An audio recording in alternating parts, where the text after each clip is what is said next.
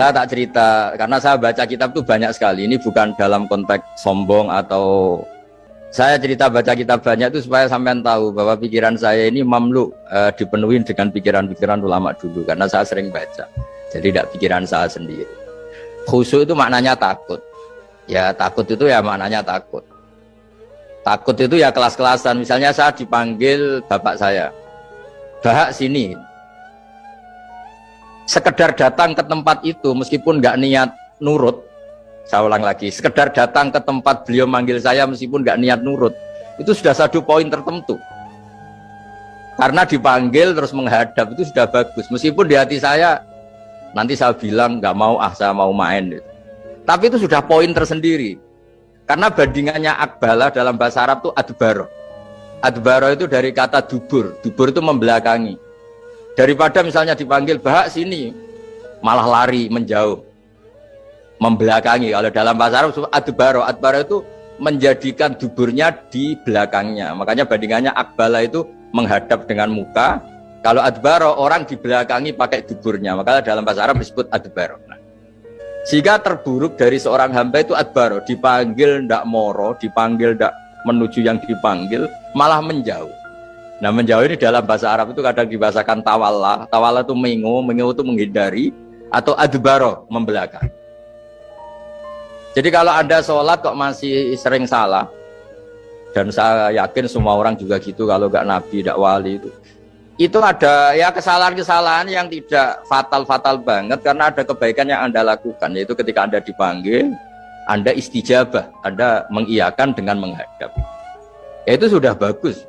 Nah setelah menghadap ternyata disuruh apa itu tidak nurut.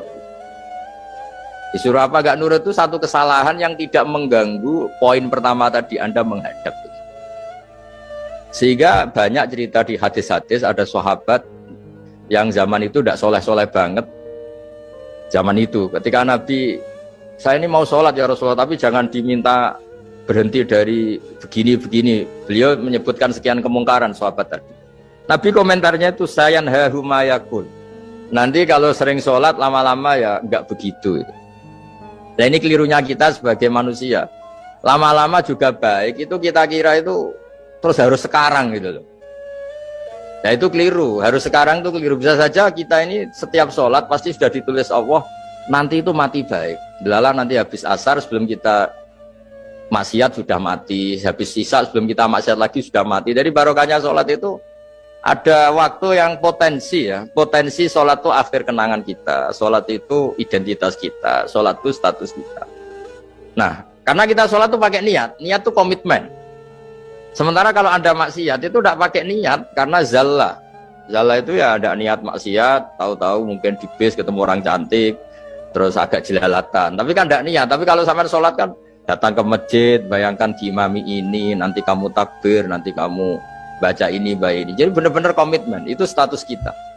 Kata Said Zabidi disebut mautinuhu wa haqiqatuh. Baiknya umat Islam itu kalau taat itu mautinu, itu alamat resminya, itu statusnya kan, kata Said Zabidi. Tapi kalau dia maksiat itu zallah, zallah itu kepleset. Jadi tidak pernah jadi status kita. Semoga semua maksiat kita ini tidak status tapi zallah. Tapi ketika taat itu status hakikat kita. Maka fal ubudiyah ya haqiqatuh wa mautinuhu wa dzatuh. Ini kata Said Abdul Az-Zabidi pengarang Itham. Orang Islam itu orang yang ketika ibadah itu identitasnya betul, ketika ibadah itu Allahu Akbar, dia berharap rahmatnya Allah gini-gini.